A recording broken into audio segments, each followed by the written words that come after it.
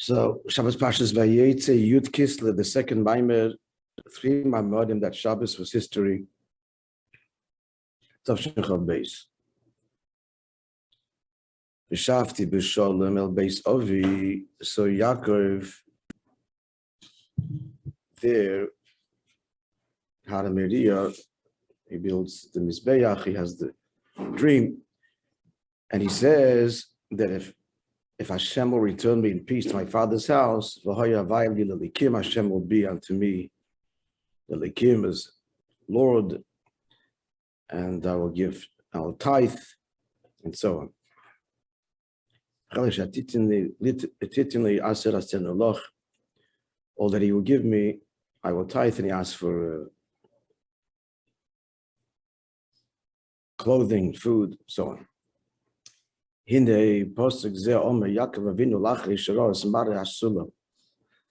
he said this pasuk after he saw the vision of the ladder.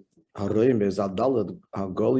had 4 rungs, it says in Medrash, and it alludes to the 4 Goliaths. Actually, it had what appeared to be endless rungs, because each malach that went up and came down was another Golus, Mitzrayim, and then Bovel, and then Poras, and Madai, the Greek Golus, and finally Edom. And each rung was a year, and then it came to the last Malach, which was Edom. So the angel is climbing higher and higher and higher. It's 2,000-year Golus, over 1,900 years, and Yaakov is terribly afraid, and she tells him, I will bring him down myself. We had a Maimer, by the way, that brought. We learned the Maimer that quoted that Medrash.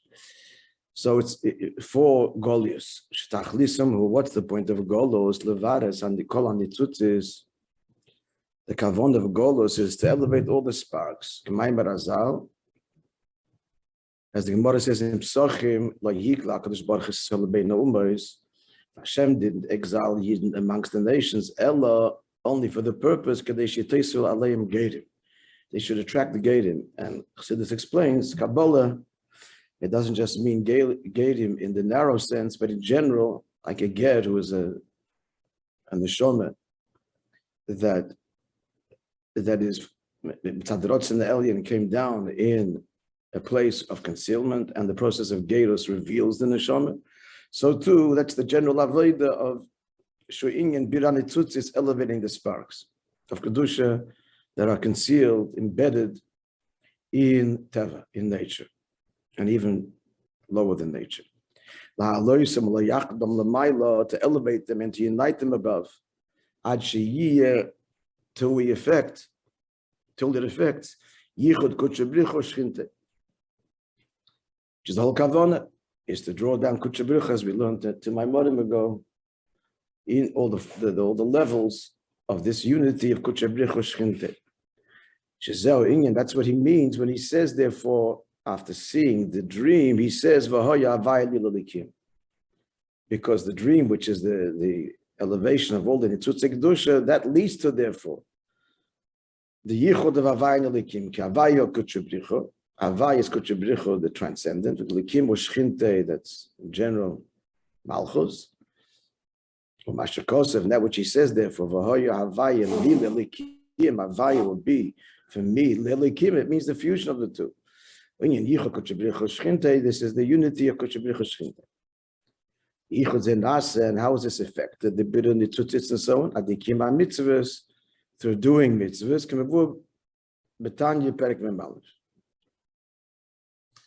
as he says in Tanya in Perek Mem Aleph.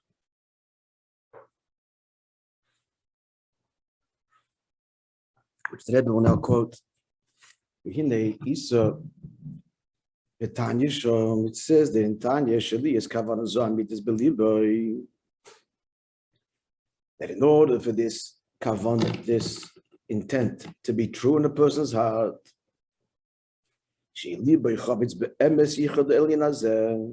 that he should truly desire, he should want this divine purpose, this Yichud Elyon of Kutchebricho Shchinte. He speaks about Kavanah and Maisa, that's the theme. So he speaks about Kavanah, that the Kavanah should be be'emes, so he continues, what kind of kavanah does he have to have in order to effect the yichud of Kodesh B'richu Shechintei through his ma'aseh mitzvahs? It has to be a kind of ava that is to Hashem alone, meaning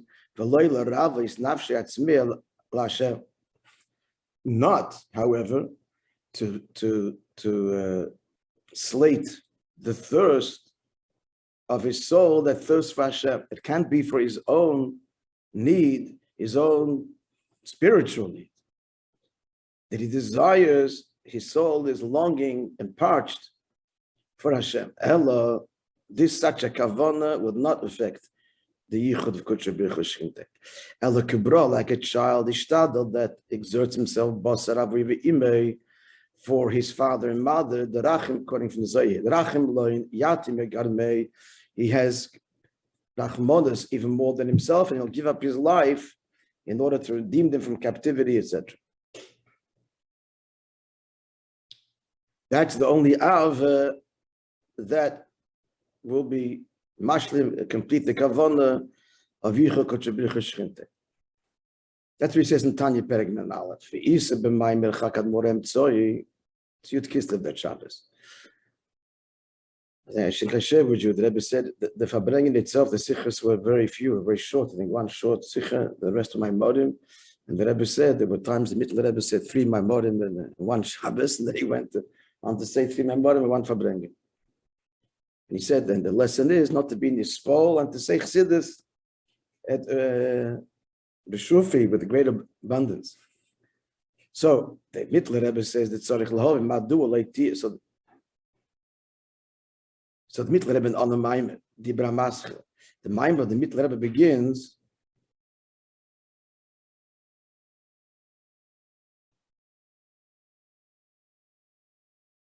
It seems that when the Rebbe said this Maimer, it wasn't published yet. It was only published later. So the middle Rebbe has a Maimer which begins with the words lahovim mashakos betanya perek mem aleph. The middle Rebbe has a shaila on what we just quoted from Tanya. What's his question? We have to understand why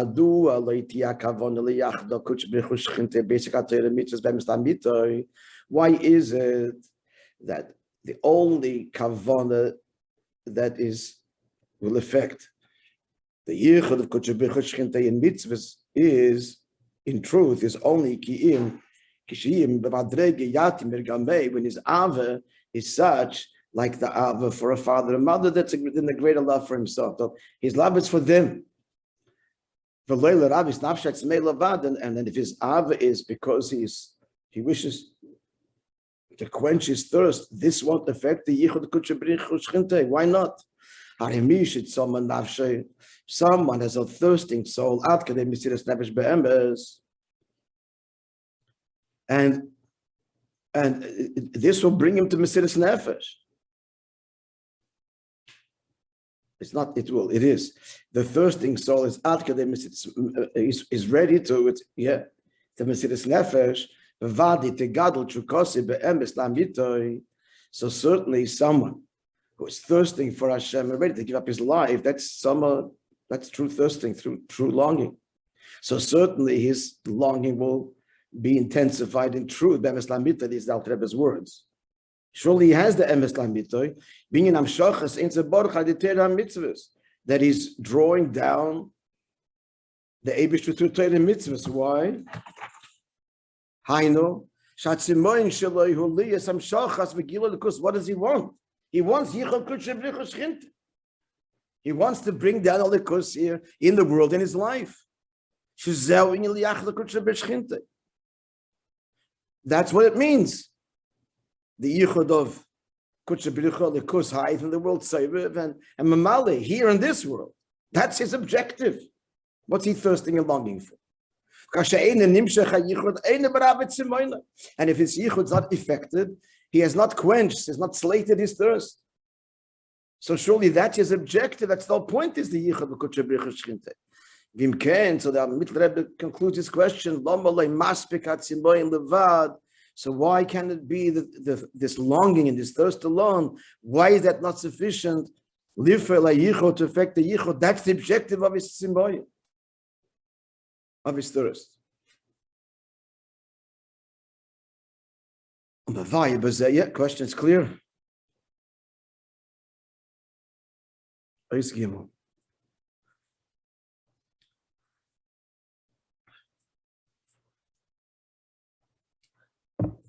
Mevayi explains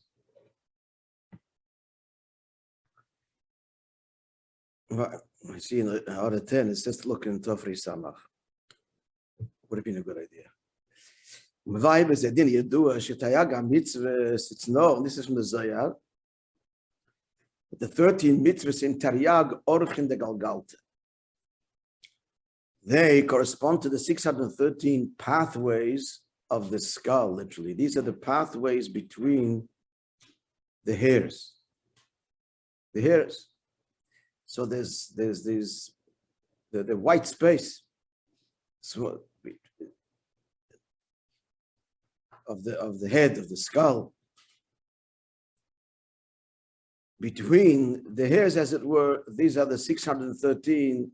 That's what the mitzvahs are. Hainu Tayagam Shochas Merotzen Elim. So this is the 613 Amshochas of the divine will. They wish to once the Taryag mitzvahs.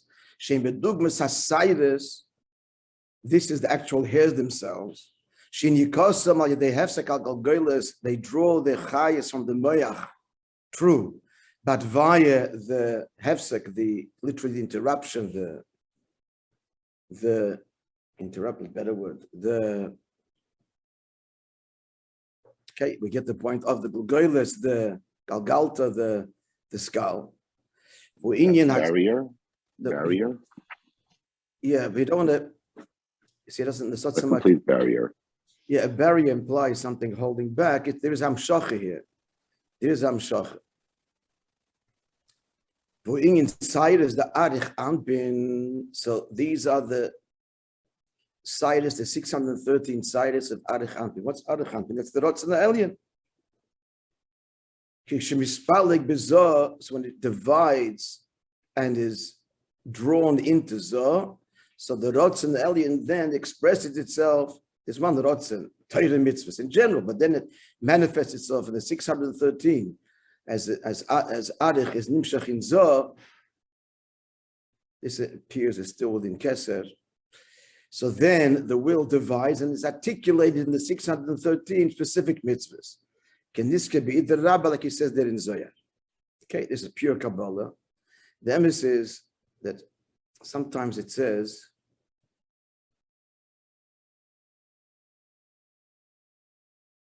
that the sidus and mitzvahs and the orchim, the pathways, is Torah. He's not going down, he's not distinguishing between mitzvahs. It's just in general. Because you notice he starts off saying the orchim, the pathways, and then he immediately talks about the sidus, the hairs. Not separating the two, it's the general inyan. Okay, that was the Kabbalah. Let's understand this. Let's try.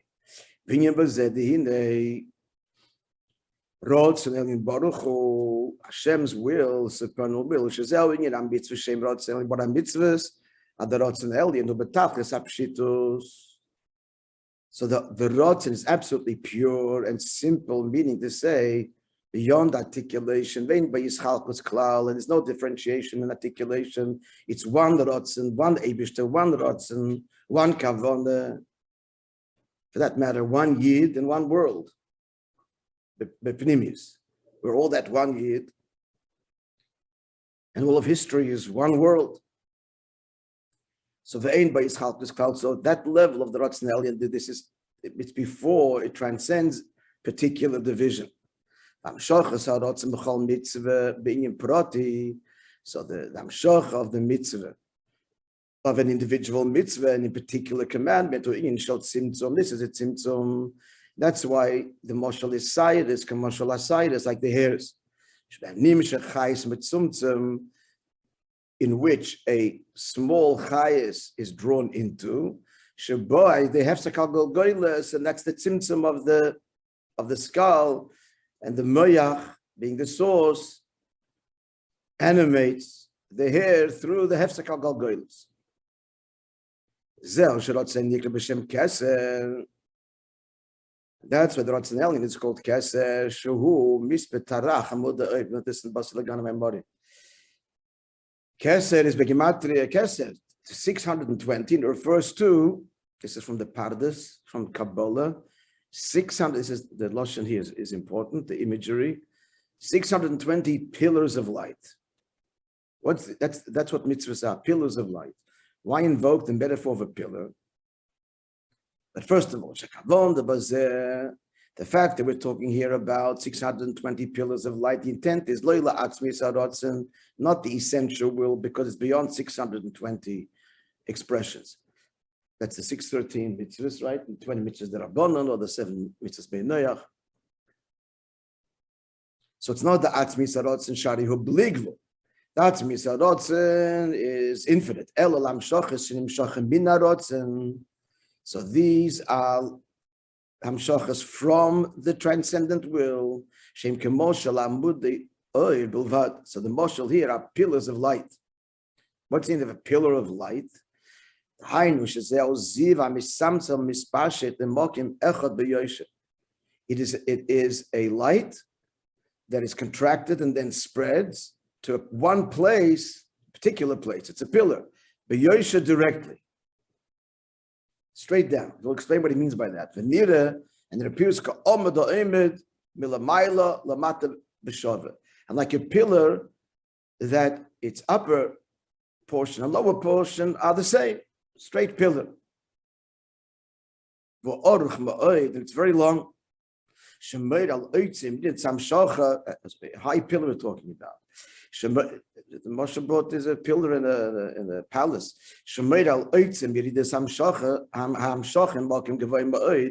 Conveying the idea of a tremendous descent from a very lofty place to a very low place. Here, almost like a pillar,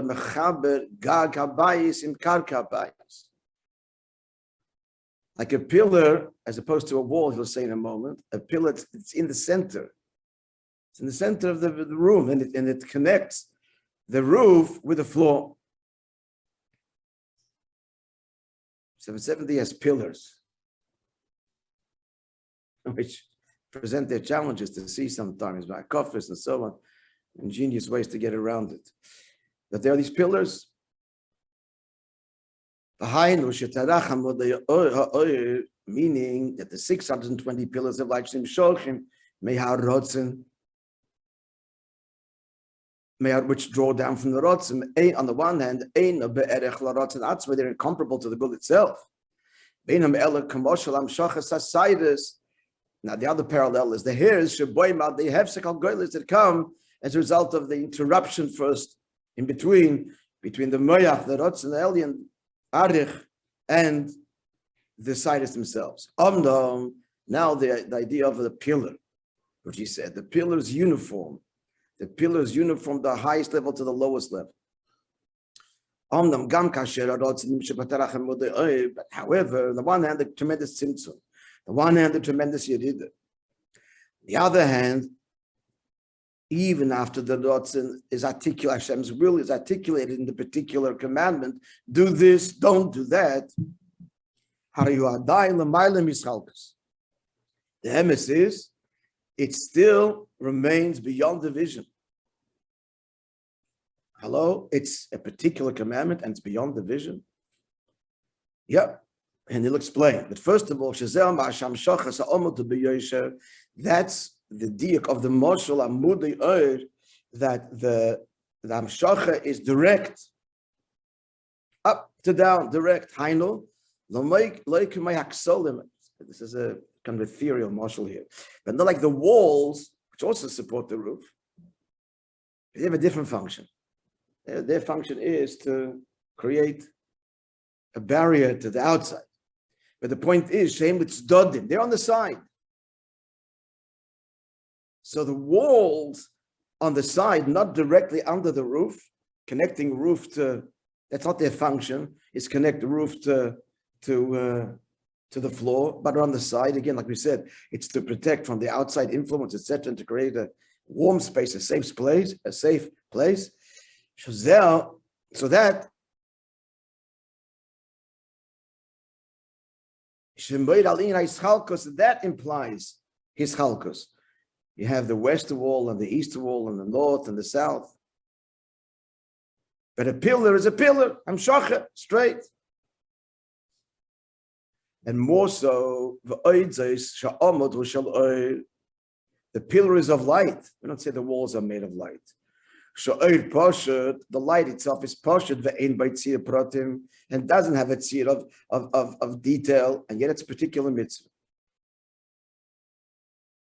Okay, we'll stop here and continue Be'ezrat Hashem on Monday.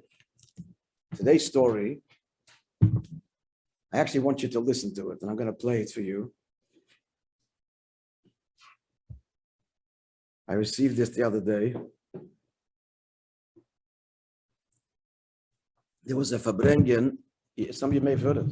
There was a Fabrengen on Zoom in honor of Yudalit Kislev, the Chasana, and one of the speakers was Rabbi Lipsker, Shalom Bel Lipsker from Miami.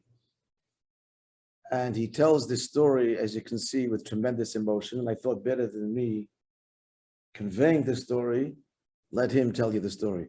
I just want to, I finished a bit early. Ronnie usually gets on, they'll appreciate the story. So it's good die for them to hear it. So why don't we go till they get on another line. Let's go back to the Maimon. The Iken is Chalkos.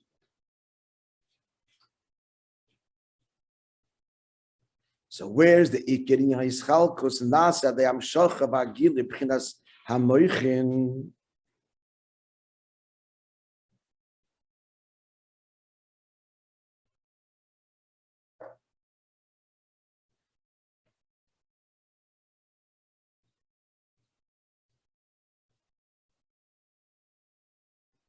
So where does the true Chalkos begin? This happens through